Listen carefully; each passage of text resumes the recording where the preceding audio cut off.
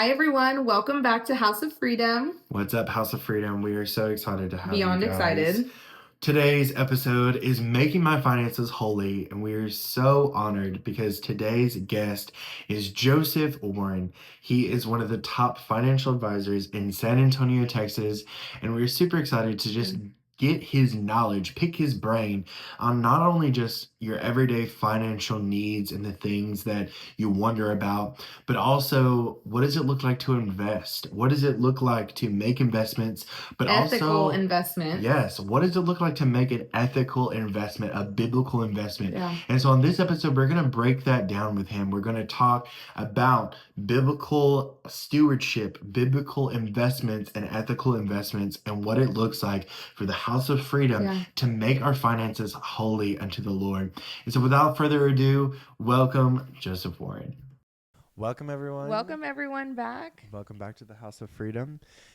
It's Blake and Anissa again. We're so excited to have you guys back to the House of Freedom because today, as I said before, we have a very special guest. We have Joseph Warren and today's episode of Making My Finances Holy. Joseph is one of the top financial advisors in San Antonio, and he brings a wealth of knowledge, of experience, and really what it looks like to steward our finances in the kingdom of God, and make sure that we're making the most informed choices when we're doing investments or making decisions like that, and just staying true to what God has for our finances. And with that being said, if you yourself know that you need help in your finances, and you know that you have friends and family that need help as well, please share, subscribe. Yeah. Share it to everyone, because Joseph is about to give us some amazing knowledge that I think we could all apply in our lives. He's about to give us some gold. Yeah. And so, Joseph, if you want to just kind of introduce yourself, give us a little overview of who you are. And let's go from there. Yes, I'm Joseph Warren. I'm the co-owner of Financial Planning HQ in San Antonio, Texas, and help families and business owners make the best decisions with their money so they can achieve what they want to achieve. Very happy to be here. I've listened to a few of you all's episodes. They're always very fun to listen to. Oh, thank you. Awesome. Well, it's an honor and a privilege to have you. It's really awesome because, obviously we have Joseph and he has all these financial knowledge and all this kind of stuff, but he's also a dear friend of ours. He is like a brother, and our children call him uncle, and so it's just an honor and a privilege to be able to partner with you. And today, we're gonna be going over a lot. We're gonna be discussing what stewardship looks like biblically, financial planning, and how to invest wisely in incorporating Christian values. And I feel like that's so important, like where your money's going. Anissa and I have this conversation all the time, just a little out there type thing. We do not actually drink Starbucks, and it's because they fund a lot of finances into Planned Parenthood. Whether it is paying for their employees to go to different states to be able to get the abortions, or just making large lump sum donations every year to Planned Parenthood. Here in the House of Freedom, we're very, very particular about where our treasure is going. And it's just like Matthew 25:14. And it's it's the parable of the talents. And it's just a reminder that God entrusts us with resources and that we are called to be wise to steward them well.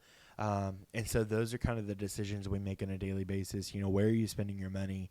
And, when it comes to Pride Month and those kind of things, for me and Anissa, coming out of the LGBTQ community, we're very particular about where we spend our money the rest of the year based on how companies react during Pride Month.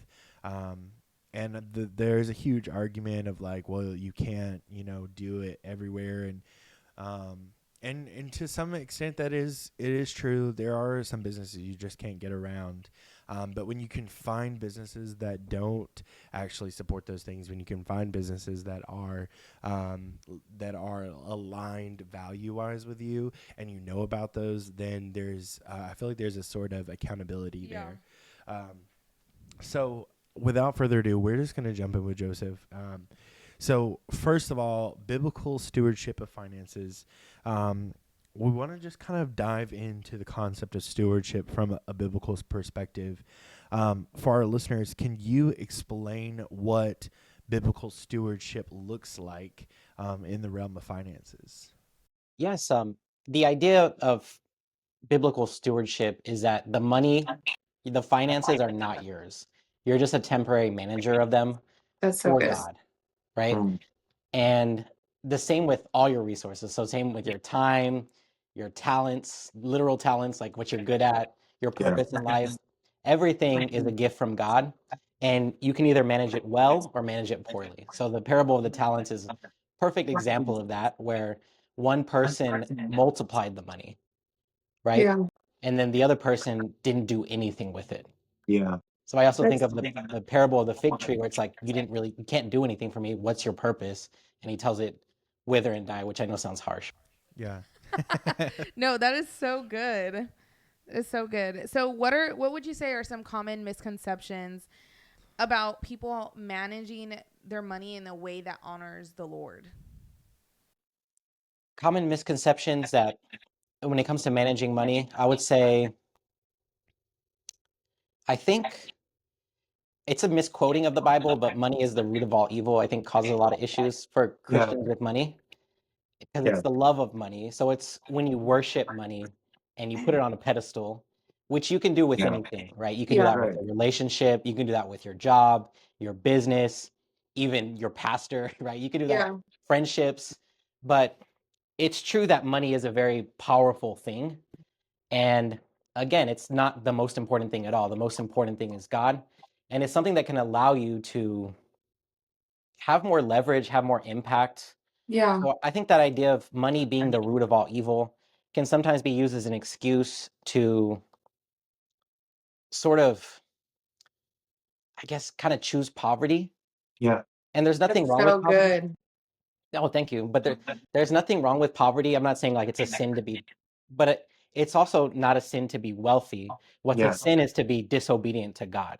Yeah. Yeah. And when Well, you're wealthy, you're in a position where you can do a lot to advance the kingdom, do a lot to give to those in need.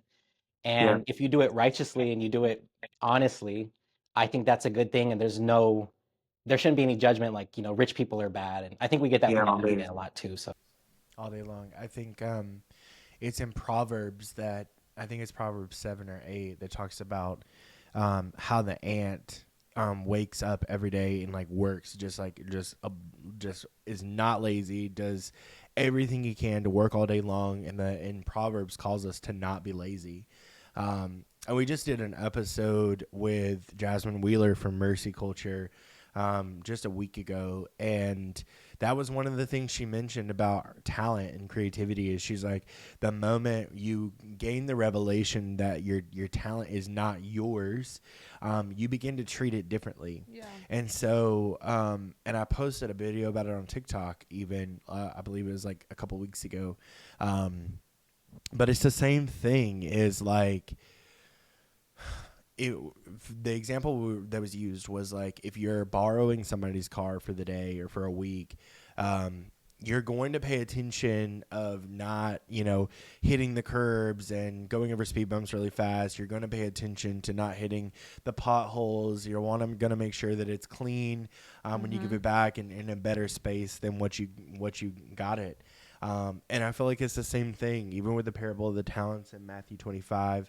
And even kind of what you were describing, it's the reality is there is a poverty mindset. There's also the spirit of poverty is just like this, mindset that keeps you in a space of choosing what's comfortable rather than choosing what God has for you.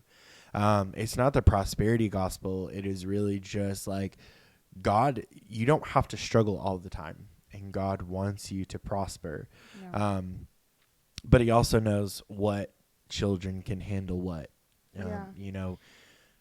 So what would you say for someone just starting out with trying to be a good steward of their finances, what would you tell, like just a few practical tips of what they could do to better steward their finances?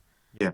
So I'm gonna start with one word, which I was thinking about all day. I've had like, I don't know, sometimes I have like a theme of the day, which is one word. I don't know if that's normal or that's a weird thing, but I think today's that's cool. word of the day is priorities. And I think your money, so every dollar that comes into your life is a choice, Yeah. right? You could do really bad things with it, just like you could do bad things with your time, and you can do really good things with it.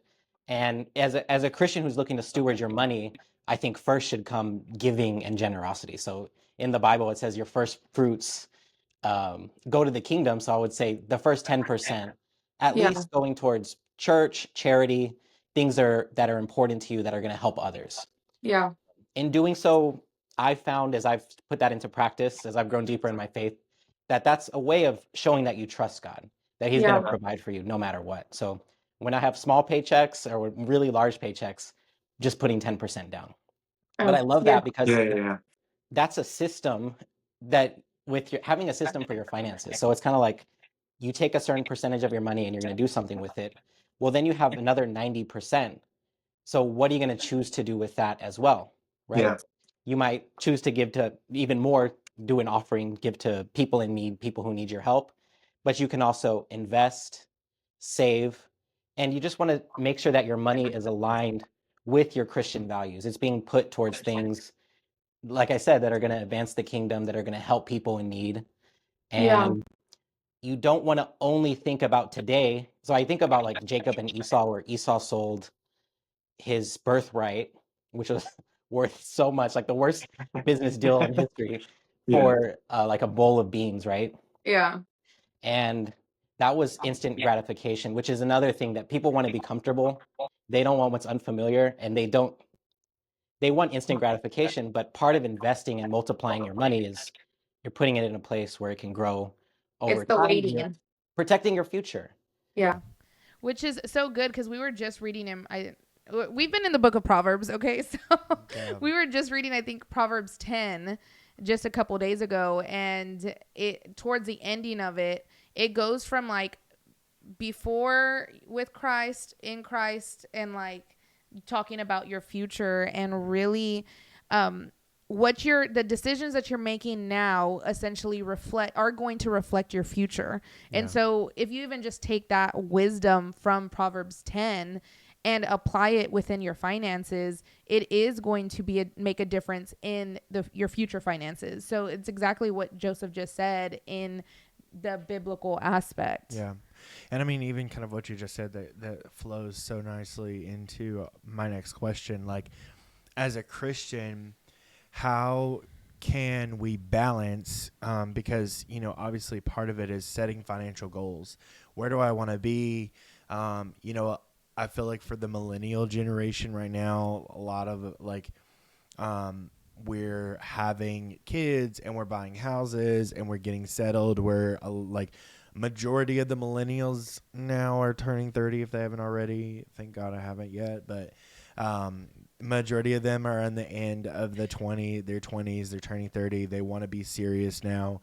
I even heard a pastor the other day, I think it was Landon Schott, and he was like, there was a guy asking him about like financial, clarity and freedom and just like having the amount of money he wants to have. And he was like, well, how old are you? And he's like, I'm 26. And he was like, you don't have money in your 20s. You're poor in your 20s. Like, it's okay. Like you don't have to have everything all together right now. But now that, people are getting older, and even if you are in your 20s and you're trying to think about your future, what are some ways that we can balance our want to give and to be able to, be generous and have that value of generosity, while also still like staying under our financial goals? I know like sometimes it's like, the Lord's like, hey, I know there's $1,000 in your savings and I want you to give that right now. And you're like, God, oh. And so of course, obedience is going to trump everything every time. Yeah. But just when there's like situations where people are in need or, whatever the case may be at a church or whatever, How can we manage that? How can we set financial goals and then also uphold our duty to be Christians and you know what? Yeah. I think it's important to do both. And I kind of think what kind of pops in my mind is, and you can correct me if I'm wrong on this Bible verse, but if you're faithful with little, you'll be faithful with many, or be faithful with much. And I think the main thing is to do both, no matter how much money you have. So if you have a little bit of money, still tithe, still give, be obedient to God above anything else, even if it does kind of put some pressure on your finances, which I've done before. Personally. Yeah. And I think that's an act of faith, an act of trusting God. And at the same time, it's good to still put money towards your investments, towards your future, because it just does so many good things for you. It makes it so you're not having to trade time for money in the future. So you have more time that you could be aligned with God's purpose for your life. You're less beholden to other people. So it's money can be used as a source of control, but you're more free to do what you want and to use those extra finances, like I was saying, to advance the kingdom. So I think it is a balance, and you have to prioritize it. And I would prioritize giving first, but then make sure that you have something that you can tithe, that you can give to those in need.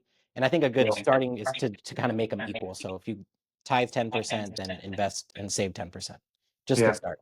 That's good. That's good. Next question. Yeah. So, even with just stewarding your finances, and making financial goals and things like that, how do you advise clients in your line of work to take out debt? What does that look like? What is the process of that? Because obviously as Christians, I know it says in Proverbs, you're supposed to avoid debt. But honestly, where we're at in this world, it's like, how do you avoid avoid that? debt? Like in the world that we're living in. So how do you advise clients to kill and get rid of debt? Yeah, I can talk about believe there's good debt and bad debt. I would say bad debt is kind of robbing your future self. So it's like you're basically taking time in the future that you're going to have to work to pay off debt to fund lifestyle or things that aren't going to have any lasting value. So depreciating assets, things like that. Of course, you can do a car loan, things like that. But I think it's good to discern between that and then what wealthy people do. And I work with a lot of wealthy people as a financial planner, is use debt as leverage. So that means your money goes a lot further. So let's say investing.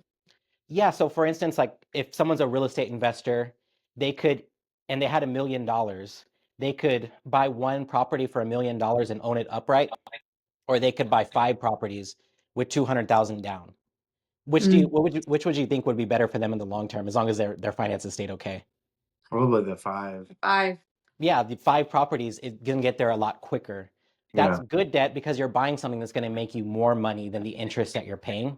Yeah. Which I know is kind of a very logical way of looking at it. Yeah. And I think also a lot of people, for us, I mean, I've learned a lot of investing. Thank you, Joseph. But I also know like a lot of people's mindset would be like, oh no, I'm going to pick the other side where I'm going to do 100,000 because that's a larger number. Yeah. I don't know. That's people how I think that's how I used to think of like, oh, this is more expensive, so this is the better option versus no, if I invest here, it's going to grow me to where I want to be in the future. It goes with that, what Joseph was talking about earlier, that gratification, the instant gratification. Like, I can say that I own $1 million home. I can say that I have this property, and also too, it's like, in some point, there's probably some in the back of somebody's head is like, oh, well, in about 4 or 5 years, this $1 million property is going to be $2 million, or maybe it'll, hopefully double in value. But the risk of that is a lot higher versus, if you turn those 5 properties into rental homes or whatever the case may be, then you're getting this constant revenue, constant profit, rather than, just doing the immediate gratification of like, oh, my home's $1 million.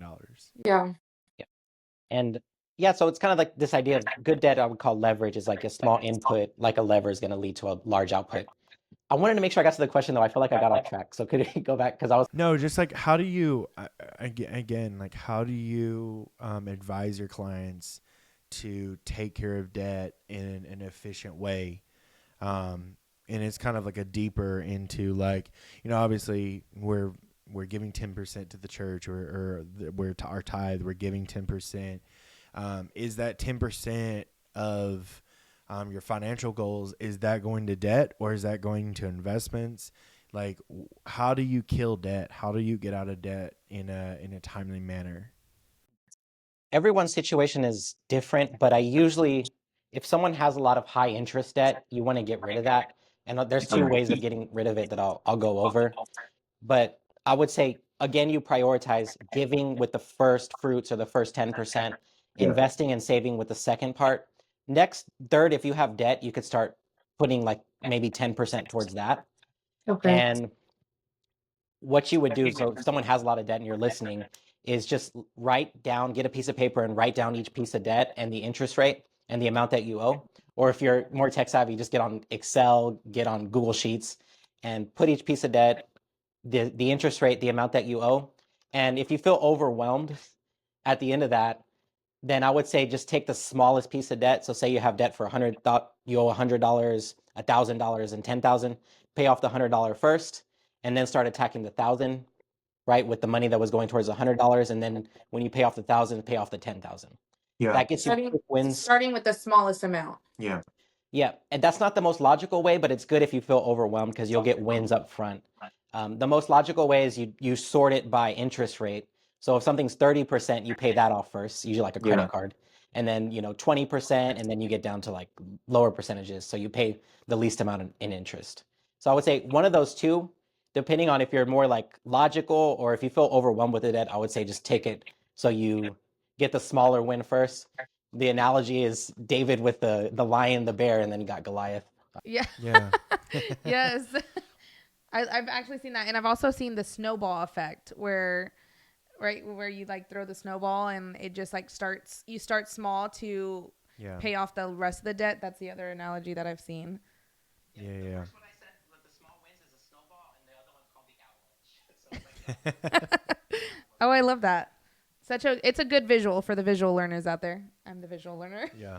So paying off debt and setting financial goals, do you feel like there's anything else that we're missing as far as getting someone started on the road of financial freedom, other than obviously paying off debt in those ways or, setting financial goals? Is there anything else that you feel like is helpful?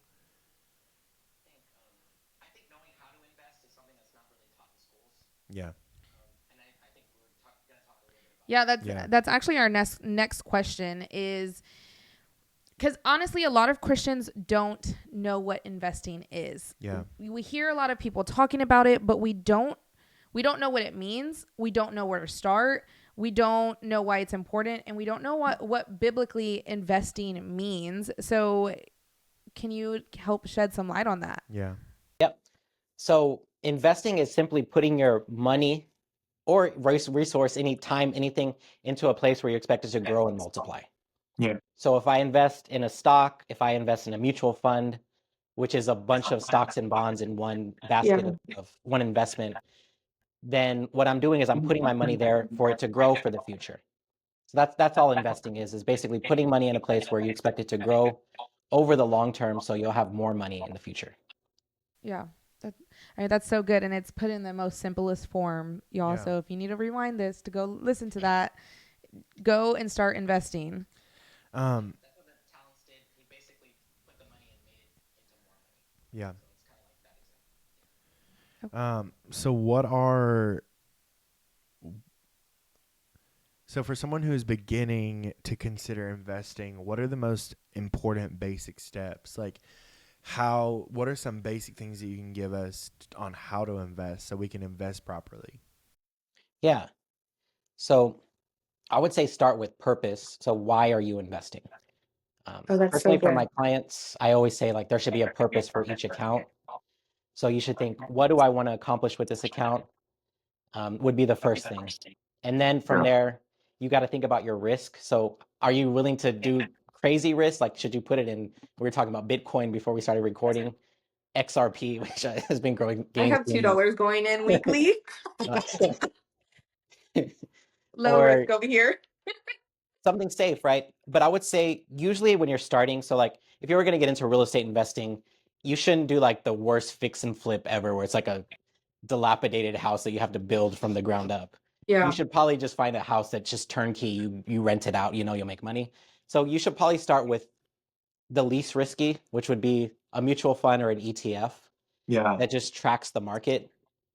And I think we're going to talk about this, but there's even ethical ones that are it's called biblically responsible investing, which I want to talk about in a little bit. I think we're going to talk about, but start there but then you won't learn a lot doing that. So it's good to start choosing stocks. And with that, I usually tell people stocks are partial ownership of a business, which is why I don't want to go on too many tangents, but which is why it's important to be ethically aligned.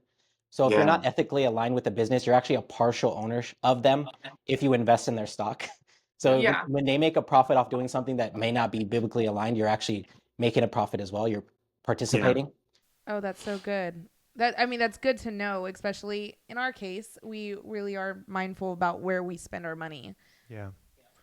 Yeah, I mean, even, and I know you guys, Joseph and his wife, they have a daughter about the same age as our son, and we kind of took a stand too, even with our like diapers and different things like that with our household goods, because majority of the like diaper companies are funneling money into Planned Parenthood and different things like that as well. Yeah, it's insane. And I know like we're kind of harping on Planned Parenthood, but it is a huge thing. It is, it's one of the biggest. Biblical. It's not just political. It's biblical. It's spiritual. But like putting money into those things is so key. And you had mentioned like some of the safe investments, in Bitcoin or whatever. But what was the EFT like? Can you explain that a little bit, just because I'm curious? I'm going to start from just the stocks and the bonds. So stock is Perfect. the partial ownership of a company. So if I own stock in Intel, that means I'm a partial owner of Intel, the company. And as they make computer chips, all these smart people doing that, it's to make a profit for me as a stockholder. So you're participating in the profit and the losses because you hold the stock. Bonds are considered safer. So when we want to make a portfolio safer, we'll put bonds. That's when you loan money to companies, governments, municipalities, or cities, and they have to pay you back with interest. So that's more slow and steady, right? And an ETF or a mutual fund is just a basket of stocks. So you think about like a shopping cart full of groceries. It's like a shopping cart full of different investments. And it allows for diversification, which the thought there is if you have a lot of different investments, if one of them does poorly, like we all know, like we've heard of Enron, there are a lot of companies that have done poorly in the bad. If you just held Enron, you would have lost all your money. Sadly, that happened to a lot of people who worked there. But if you had a diversified portfolio, then the rest of your portfolio would kind of counterbalance and you would be okay. So that's the idea. You can diversify real quickly with a ETF. They're less risky. That's why I would start there, because it's easier. Just like you start with training wheels, and then if you want to, it's good to learn how to invest in stocks or teach your kids that, because if they learn that when they're really young, they could always have this way of making money. Yeah, and that's even something that like I think y'all are doing with your daughter is y'all are already doing stocks for her, which is so smart as parents. Yeah. To just, start that for your kids, because I know a lot of parents, they don't, because the lack of knowledge, they don't know how to even start that. So it's really good. Yeah.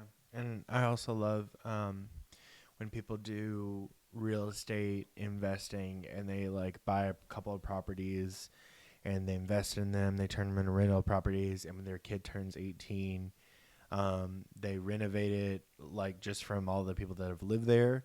And then they're like, here's your house. You can either sell it or live in it.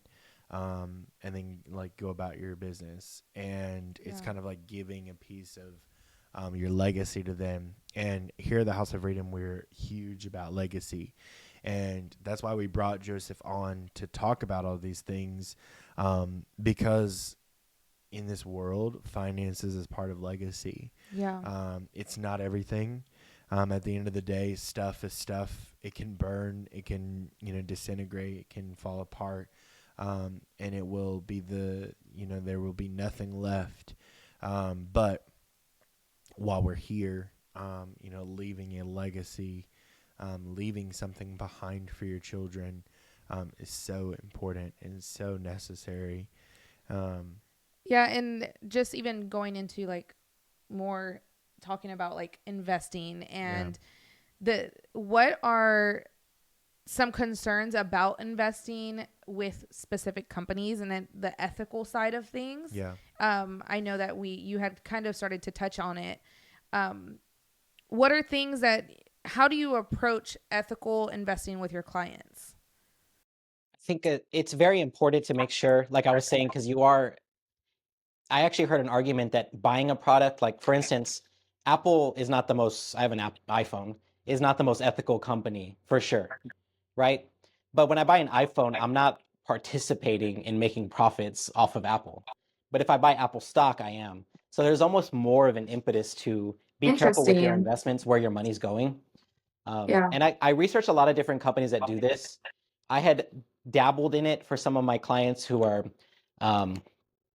it's very important to them. So I'm always been familiar with ethical investing, but there's a few companies, and the one that I found that was really good was called Inspire. And they actually have a website called inspireinsight.com. And you can search any mutual fund, ETF, stock, and it'll tell you how biblically aligned their values are. Wow. And Oh, they'll tell wow. you stuff like you may not even know about the company that they're supporting. And it was really interesting. The CEO, I know you've been talking about Planned Parenthood, but he said he was, of course, he's Christian, pro-life, and was part of like pro-life nonprofits and things like that. But at the same time, he was investing in companies that were selling abortion drugs. And when he realized that, Mm. he started Inspire, which I'm going to start offering their products more. But it's ETFs that are biblically aligned, and also they do well. So it used to be there was a trade-off where you kind of had these stocks that are these funds that didn't do as well, Yeah. because there might be a lot of money in things like gambling. Alcohol's addictive, even though things are changing, right? Like Gen Z doesn't drink that much and things are kind of shifting. Yeah. But it's actually, they've been doing very well with giving you good returns over the long term. So you get good growth, good multiplication of the money, but at the same time, it's aligned with your values, which I think is more important than making money. A lot of things are more important than making money. Of course, God, but health, time, so many things are more important than money. Yeah, and I love that. I'm gonna go and look at the website, but it's so interesting because like me and Blake, or like Blake said, we really started, and it's honestly just a conviction that the Lord put on us a couple years ago about where our money was going. So we have Apple phones too. And I know, again, it's not the best, but it is the main phone for the use that we need it for. Obviously, I'm not supporting the things that Apple is supporting.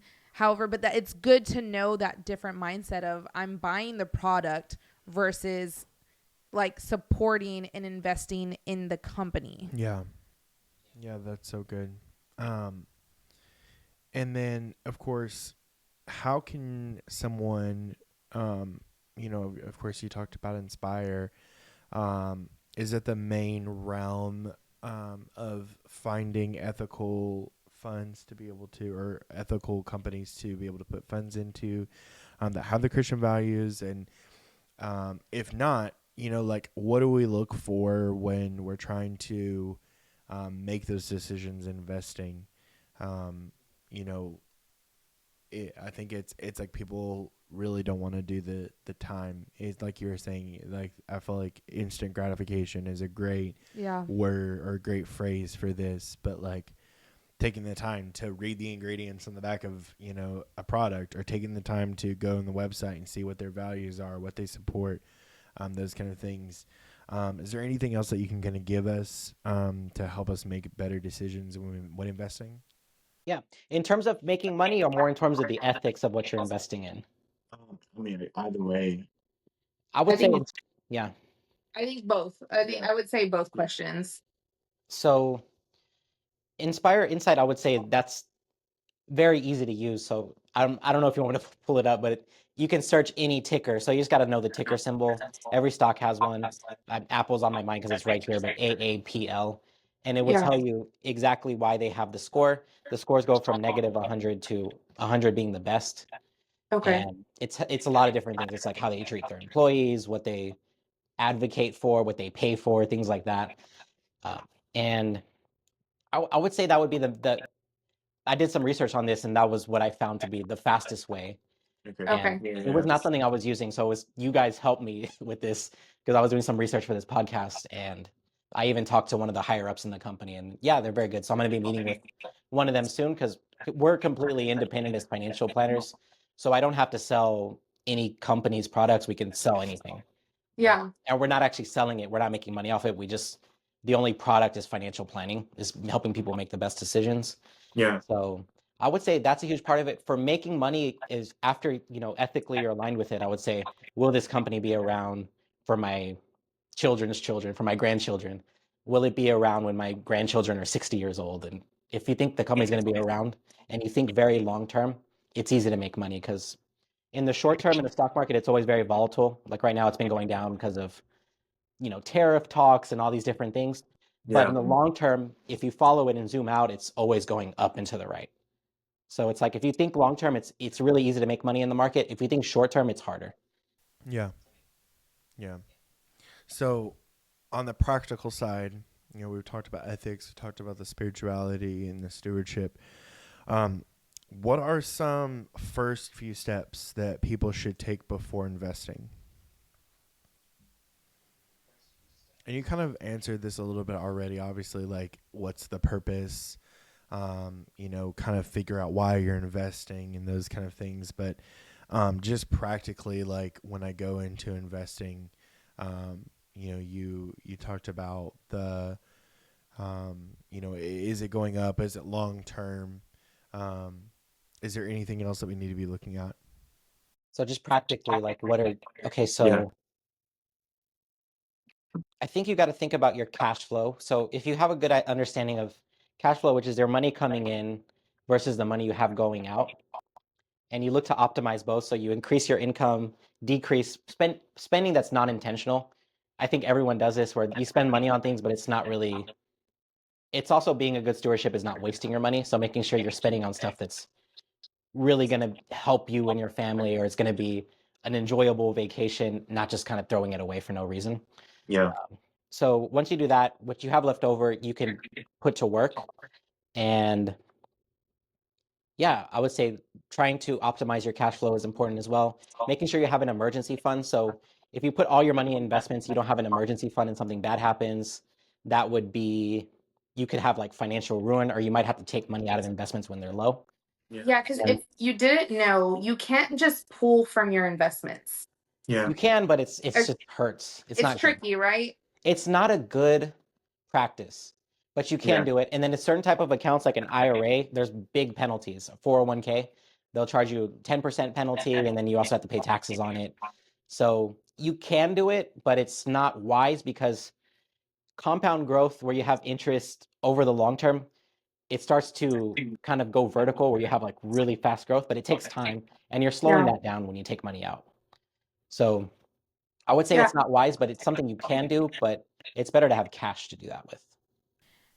Okay, so just a couple questions that just popped in my head. So let's say we have someone who's watching who is in a lot of debt, and would you recommend getting out of debt first or to start investing, or for both? I have always been an advocate of doing both because it's no fun just paying off debt.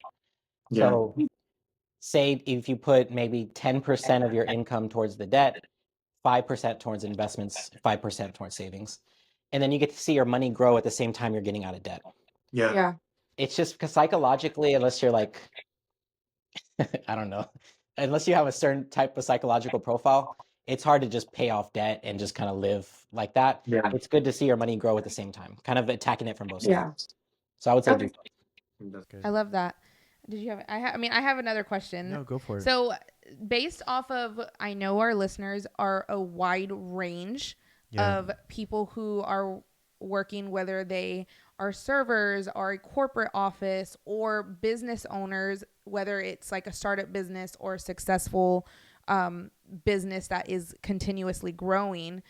What would you tell the ones who are not yet in the mindset of like money growth, who are barely making it, who don't have like this extra amount of money, what would you tell those who just kind of feel stuck in inflation, stuck in just making it paycheck to paycheck?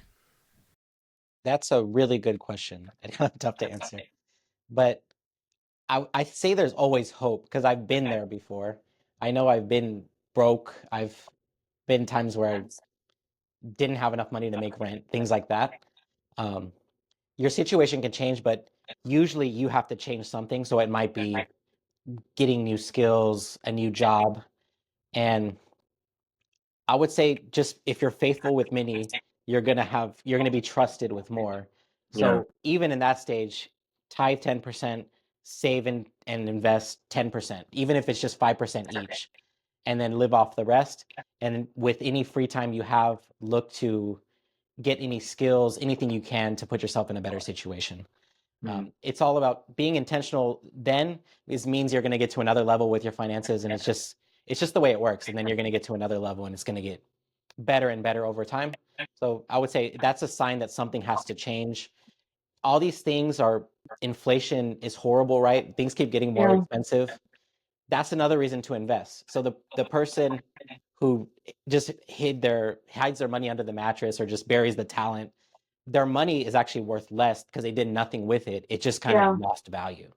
So So I good. would say start with little and remember who you're doing it for. Remember your motivation, and it's not a fun place to be, but I know that there's hope, and many people have gotten out of that. And Yeah. Yeah, and I love that answer because both Blake and I, when I remember when we first started dating, we were both servers, and we were like, "Oh my gosh, we made $200 on this weekend," and we thought that was a lot of money at the time. However, we know that we had goals. We had things that we wanted to accomplish. We knew we wanted to grow our family. We're goal oriented. So we knew like what we were doing at that moment was not going to take us where we wanted to be in the future. And it even goes back to like the first of this recording is we knew we needed to prepare for our future, so we knew we needed change. And we knew we needed being at the job occupations that we were at was not going to get us to where we wanted to be. And so even like you saying that, you know, something might have to change in your life. Or so if you're listening to this and that just kind of like hits you, I would honestly consider taking it before the Lord and asking him, what other opportunities do you have for me? Or is there any talents that I am just like not even highlighting? Are there things that, are you administrative? Are you creative? What could you be doing for the Lord in a different area? And it might be uncomfortable, but we don't grow where we're comfortable. Yeah. And so if you're listening, I hope that encourages, because like I said, Blake and I, when we first got married, we're not in the best financial state. And we have had roller coasters up and down. And actually, Joseph was one of the ones when we had a storefront business. We had 2 storefront businesses where one was doing amazing and the other one was sinking terribly. And Joseph had the hard conversation and said, you need to close it down.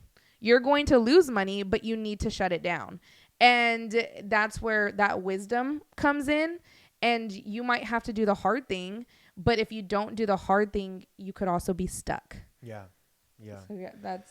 And so I guess just really in closing, just a couple of things that I want to mention. Joseph is available like via online and different things like that, but I kind of want to just kind of showcase you a little bit for just a second. Because one thing I really love that Joseph does with all of his clients is he does a roadmap, a financial roadmap. And that first like roadmap when you sign up with him and you have a meeting, he just kind of like does this for you. Very few financial advisors I feel like do this in the areas in the realm that I've talked to. But kind of explain that process. Like, what does a first meeting with Joseph Warren look like? And how do you help your clients kind of regain consciousness when it comes to their finances? Yeah. First meeting is designed to be helpful whether they work with us or not. So, and we start with a conversation about what's important to each spouse if they're married, or to the person when it comes to their money. So we ask a question and then go deeper and deeper, kind of asking why questions, but phrasing them in like what's important about money to you, and then drilling deeper and deeper. And for faith-based people, they'll say like giving glory to God. Everyone has different answers. It's like a fingerprint, but the idea is that when you're really clear on what your values are around money, it makes it a lot easier to make decisions. Yeah. We start there, then we drill down on goals, very specific on exact dates, even how you feel, the exact amount of money, and exactly how you'll feel when you achieve the goal. And then we look at where you are now financially. And if it makes sense, of course, then we come up with a strategy to help get you there. But that's the first step, and it's meant to be valuable if you do your finances on your own. Don't work with me. If you do work with me, of course, we use it as like the main thing. And yeah. And also another thing that Joseph does offer is he hosts masterminds. Yeah. Can you tell us a little bit about your masterminds that you have available on different occasions throughout the year? Yep. So mastermind groups, I'll get, 5 to 8 people together, and we'll read a book about finances. So we'll sometimes read Rich Dad, Poor Dad, one of the best sellers. I Will It Teach is You to such Be a good book. Rich. Yep. Different books about finances, even more like in-depth books. And the idea is to get together, hold each other accountable. And at the end of the meeting, I'll have people say like, what do you want to accomplish by next week? And then we ask how it went. So it's sort of like an accountability group, because I mostly work with, high net worth people, people with high income. So I wanted to make sure I also had a way of kind of training people up and getting them ready to get to that next stage when it comes to their money. So we talk about even money beliefs and what to do to build wealth. Yeah. The kind of the basics of how do wealthy people handle their money. Yeah. That's so good. And Joseph has a range of tools that he uses for his clients. He has so many resources. Yeah. And one thing I love about, even just conversations that I've had with him, like when he doesn't know the answer to something, or he doesn't know exactly how to give you that information, he will find out. Yeah. And he'll come back to you with all of the research, all of the information that you need, plus some. And he's very detailed oriented. And so, if financial planning or kind of starting out or just needing advice in general is something you need, we're going to link your contact or your office information. And then as well as like, you guys have a website. I can remember.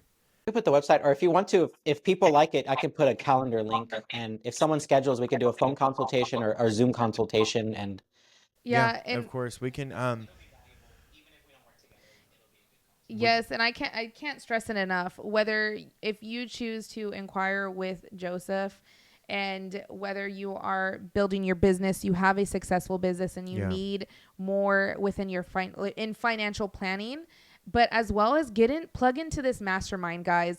I'm talking, it is going to rock your mindset more than you ever know. So he has those available for the ones who are high up there and for the ones who are starting out. And like Blake said, we're going to link everything in the show notes and how you can get in contact with Joseph. And I know that he will give you value. He will give value into your life in whatever capacity it is. Yeah. So yeah. Well, it has been an incredible episode. Yes. Thank you so much, Joseph, for just walking us through not only like the basics and the books, but also like the biblical side of investing, and what it means to make our finances holy. Take our treasures to the storehouse, and what does that look like?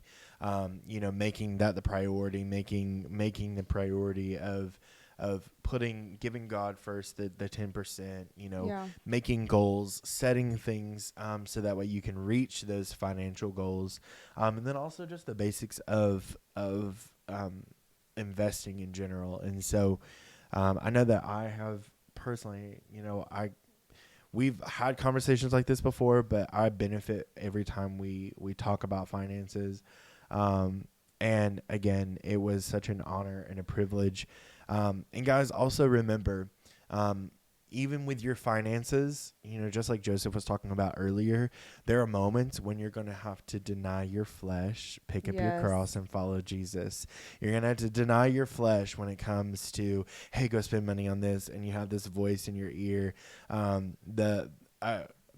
We referenced it earlier, but on the episode we did with Jasmine last week, she mentioned where and I actually talked about it in another episode where Paul says, do not give your flesh any sustenance. Do not give your flesh anything. Don't feed your flesh at all.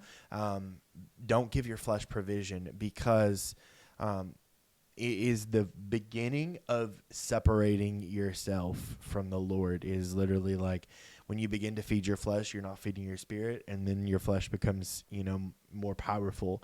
And so deny your flesh daily, pick up your cross, and follow Jesus. And even when it comes to finances, it is a spiritual battle. It is not a battle between flesh and blood. And so praying over your finances, having those conversations with God, show me what you want me to do with my finances. Yep. What do you want me to do with the things in my hand? What do you want me to do? Where do you want me to take it? What do you want me to put it in?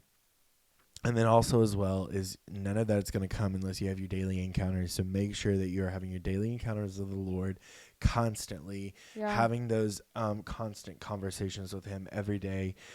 Because again, the Bible says, Jesus says, give us that day the daily bread. And he's talking about himself. He is the bread of life. And he's saying, I want to be a part of your life daily. He is the provision. In daily. Every area. He's not Sunday and Wednesday. He's not Monday, Wednesday, Friday. It is every day a daily decision to pick up your cross, follow Jesus, have that daily encounter. But again, Joseph, thank you so much. It's been an honor and a privilege. So much. And thank you guys for joining us for another episode of the House of Freedom. We hope you enjoyed it. Go like, subscribe, and share this with someone so we can gain financial freedom together and make our finances holy. We will see you guys next time. Bye, guys.